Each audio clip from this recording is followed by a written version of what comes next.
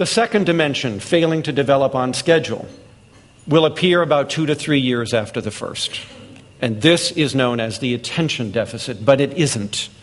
Here again, we have a misnomer. There are at least 6 or 7 kinds of attention and supporting networks in the human brain. They are not all disrupted by this disorder.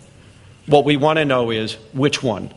To help us with differential diagnosis, to help us tell ADHD from an anxiety disorder and from autism, and all the other psychiatric disorders, which all interfere with attention at some point in life, ADHD is not the only attention deficit. We need to be more precise. If someone comes to us and says, my child or I am inattentive, that is useless diagnostically. What I need to know is the nature of the inattentiveness.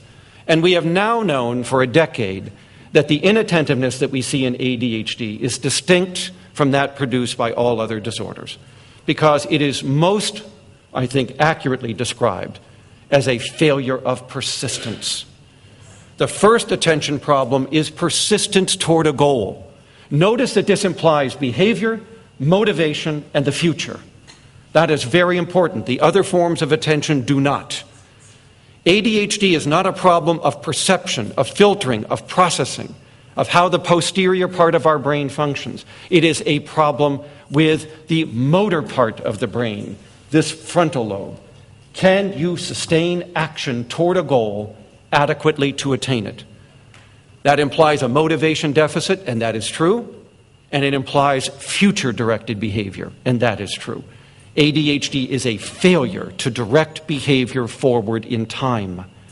We cannot persist toward these delayed endpoints in life, the tasks, the goals, the things that need to get done. So persistence is deficit 1 in the area of attention. Now, to persist toward a goal, you must be able to resist distractions. But that too is not a perceptual issue. It is a motor issue. The person with ADHD does not have problems with perceiving distractors better than others. It is that they respond to distractors more than others. And that is an inhibitory failure, not a perceptual difference. You and I may all hear the noise in the kitchen. The person with ADHD is compelled to react to it. Oh, did you hear that? I guess they're washing dishes. Maybe I'll stop in and take a look. Did you know I was a dishwasher when I was back in college? That's how I earn my way. Do you see what's going on here? You all heard the dish, but it was irrelevant to what we're here to do today. But to the ADHD individual, the distraction is going to provoke a response, and the response can't be inhibited. And now they're off to the races, skipping from one thing to another to another. Now, there is a third aspect here that is impaired, but it is not one of attention. Most people, when they are distracted, re-engage the incompleted goal.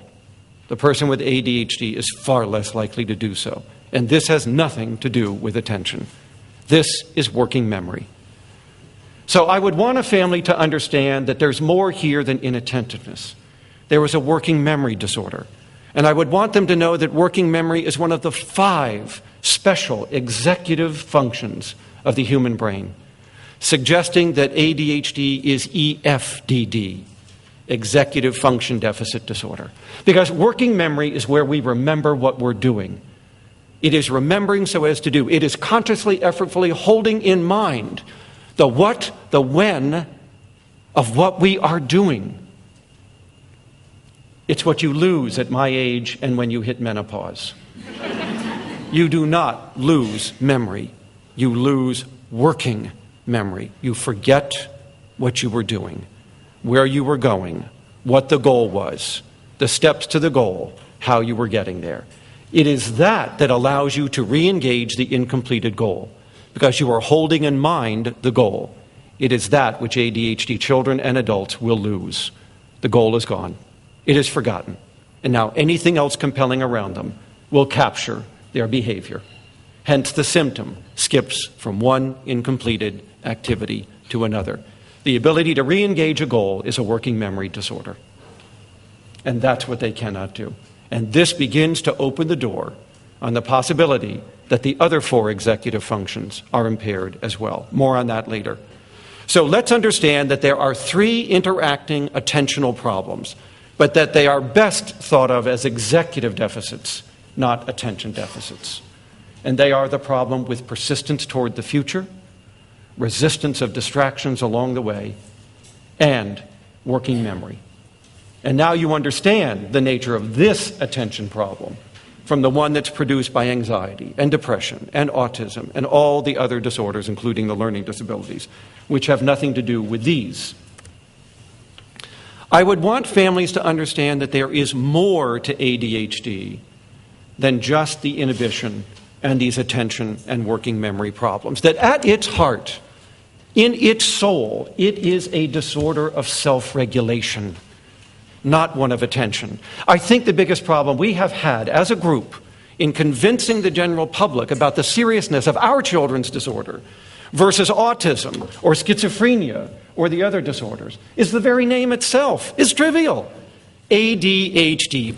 Just go to Starbucks. Good God. Have some caffeine. We got more serious fish to fry here in psychiatry than the fact that you just can't pay attention, right? Part of the reason that our disorder, that the name of this disorder, is so often pilloried in the media is because I think we misnamed it. Right?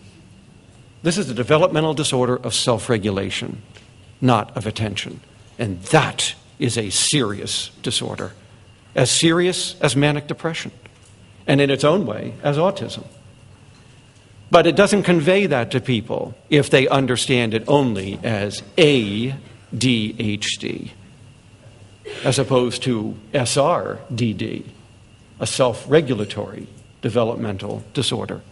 So I would want families to understand the seriousness of this, that this isn't simply inattention. There are some profoundly unique human traits that are not emerging as they should in this individual.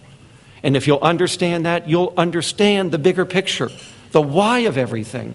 If it's just an attention problem, why am I seeing impairment in virtually every domain in which this child is asked to function? That would not come from just inattentiveness, but it would come from an executive function disorder, a self-regulatory disorder. So I would want parents to understand that this is the essence of this disorder, self-regulation. What is that? It is, first of all, the ability to consciously, willfully choose to inhibit your behavior and then to engage in a series of self-directed actions. That is, after all, what self-control is.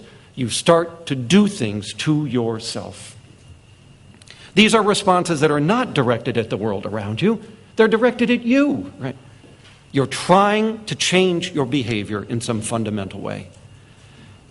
The second part of self-control that your child struggles is not just the stopping, but the thinking. The thinking is the self-directed activity, the stuff I am doing to myself. Why would I do these things to myself? To change my behavior from what it would otherwise be. And why would I do that? To change my future. Self-regulation is not just for short-term self-improvement. It's for long-term self-improvement. It's to see to your own welfare over the long term. Should you act this way, given the sustained or delayed consequences that lie ahead for you? That is what you must stop and think about, and that is what they don't stop and think about, the delayed consequences. So your child is not just inattentive. They cannot stop and engage in a series of self-directed actions that they will now use to modify and moderate their behavior so as to bring it in line with their long-term welfare, the future. And that's what your child is struggling so mightily with in their development. It's what the other kids are acquiring and your child is so far behind in.